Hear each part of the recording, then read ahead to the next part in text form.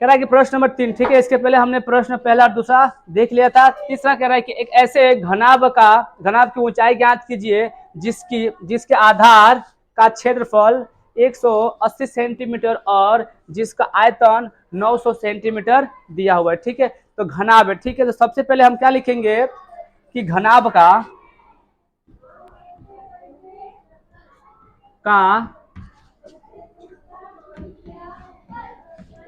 आयतन बराबर फॉर्मूला होता है क्या, L into B into H.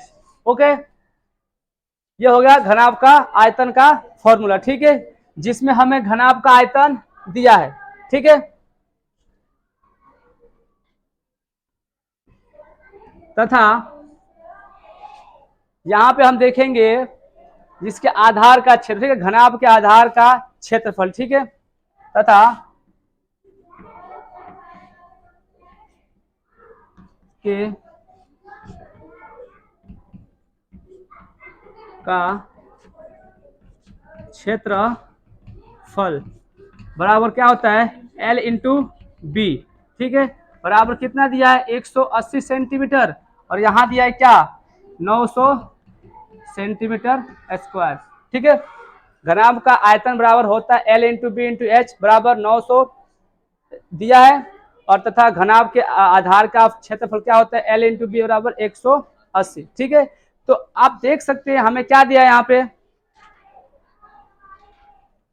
ये दिया है, ठीक है। हमें क्या निकालना है, सिर्फ ऊंचाई निकालना है, ठीक है, सिर्फ ऊंचाई निकालना है।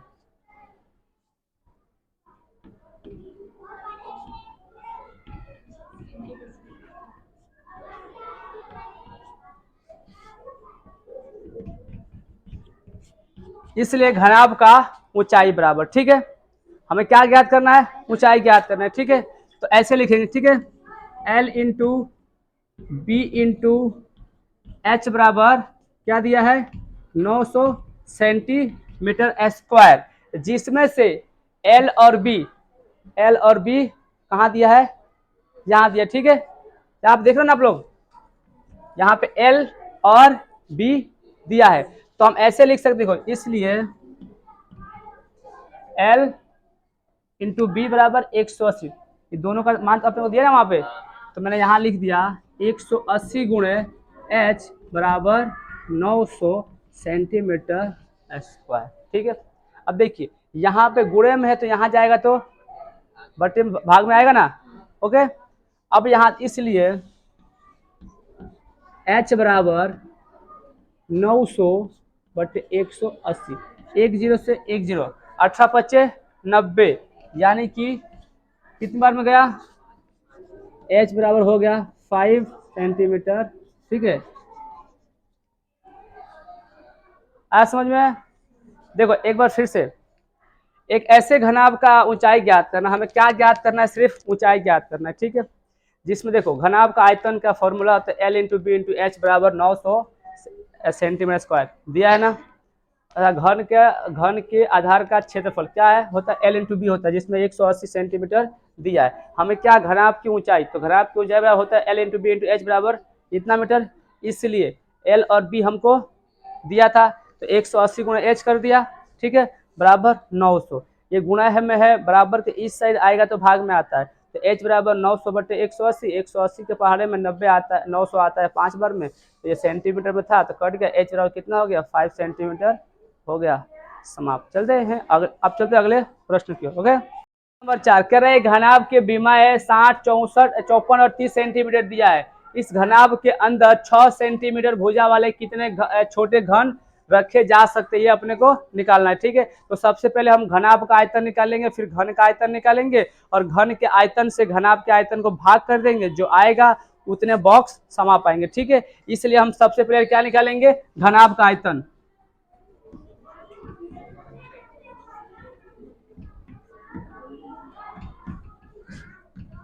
घनाभ का आयतन बराबर होता है L into B into H. देखिए हमको यहाँ दिया है L, B और H, L हो गया 60 गुणे 54 गुणे 30, इन तीनों को गुणा करेंगे तो आंसर आएगा कितना, 97,200 सेंटीमीटर क्यूब, ठीक है। ये आ गया 97,200 सेंटीमीटर क्यूब आ गया। अब हम क्या निकालेंगे, अब हम घन का क्या निकालेंगे, आयतन निकालेंगे। हाँ, तथा घन का आयतन बराबर होता है, पता है क्या होता है, एल क्यू होता है ना, एल क्यू क्या होता है, एल क्यू।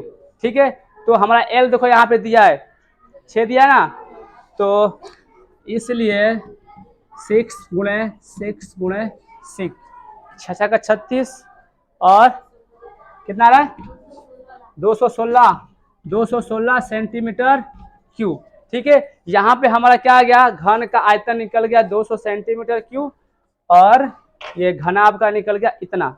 अब हमें देखना है कि कितने ऐसे घन हैं जो इसमें रखे जा सकते हैं, तो इससे हम क्या करेंगे, इसको भाग करेंगे, जितनी बार में कटेगा उतने बॉक्स हम क्या कर पाएंगे, इसमें रख पाएंगे। ठीक है, तो पहले इसको लिखो, उसके बाद इसके आगे का चलते हैं। ठीक है, तो हमको क्या निकालना है कि कितने घन समाएंगे। ठीक है, तो लिखेंगे यहाँ पे, इसलिए घनाभ में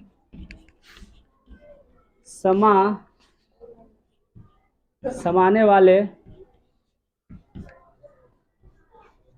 घन की संख्या बराबर 97200 सेंटीमीटर क्यूब बटे 216 सेंटीमीटर क्यूब। इससे हम कटाएंगे तो कितनी बार हो गया, 400, यहाँ पे आ गया 450 घन। ठीक है, घनाभ में समाने वाले घन की संख्या हमने क्या किया, 97,200 सेंटीमीटर घन को 216 सेंटीमीटर घन से भाग किया तो कितना आया, 450। दिख रहा है, नहीं दिख रहा है, एक काम करते हैं हम इसको ऊपर लिख देते हैं। ठीक है, ये पूरा दिख रहा है, 450 नहीं दिख रहा है ना, तो यहाँ पे लिख देते हैं हम कितना, 450। ठीक है, 450 दिख रहा है अभी। चलो यहाँ पे प्रश्न नंबर 4 हुआ समाप्त, चलते हैं प्रश्न नंबर 5 की ओर। प्रश्न नंबर 5 ऐसा कह रहा है कि एक ऐसे बेलन की ऊंचाई ज्ञात कीजिए जिसका आयतन दिया है 1.54 मीटर क्यूब और जिसके आधार का व्यास दिया है 140 सेंटीमीटर। अब यहाँ पे समस्या ये हो रहा है कि आयतन दिया है मीटर में और उसका जो व्यास दिया है सेंटीमीटर में दिया है, तो सबसे पहले हमें क्या करना पड़ेगा, इसको मीटर में चेंज करना पड़ेगा या फिर इसको सेंटीमीटर में चेंज करना पड़ेगा। Choice is your, if you want then I change this. अगर आप बोलो तो मैं इसको चेंज करूं या फिर इसको चेंज करूं, इसको है ना। तो सबसे पहले देखेंगे क्या है, दिया हुआ है, क्या है, दिया हुआ है व्यास, व्यास बराबर 140 सेंटीमीटर। ठीक है, इसलिए आर बराबर होता है d/2 त्रिज्या, तो आर बराबर होगा 140 बटे 2, कटेगा, आर बराबर हो गया 70 सेंटीमीटर। ठीक है, अब जानते हैं 1 मीटर बराबर होता है 100 सेंटीमीटर। ठीक है, इसलिए 70 सेंटीमीटर बराबर 70 बटे 100 बराबर 0.7 मीटर। ठीक है, यहाँ पे हमने सेंटीमीटर को मीटर में बदल दिया। अब हम सवाल को सॉल्व करेंगे। ओके, इसको आप लोग लिख लिए हो,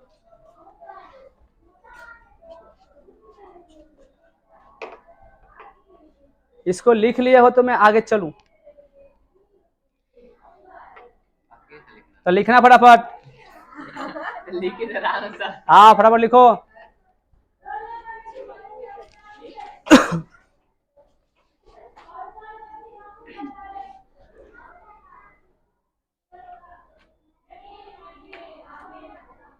कृपया लिख लिया, फटाफट लिखो ना, ऐसा है, चलो कोई नहीं, आगे चलते हैं। ठीक है, यहाँ पे ये हो गया, हमने आर निकाल लिया, ठीक है। अब हम क्या लिखेंगे, बेलन का आयतन, ठीक है। इसको मिटा कर लिखा हूं, ठीक है।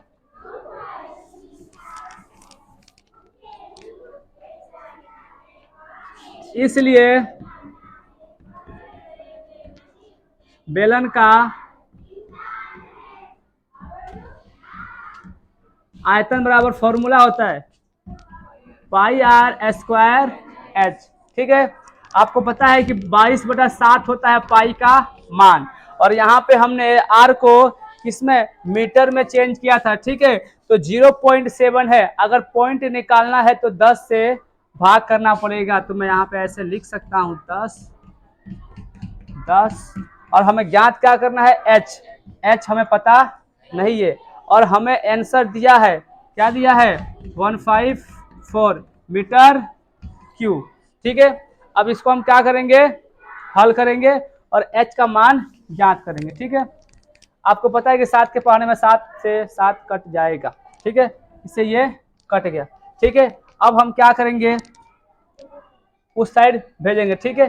तो ऐसा लिख सकते क्या, एच बराबर 154 गुणे 10 गुणे 10, 10 गुणे 10 बटे में क्या आ गया, 22 और एक 7, ठीक है।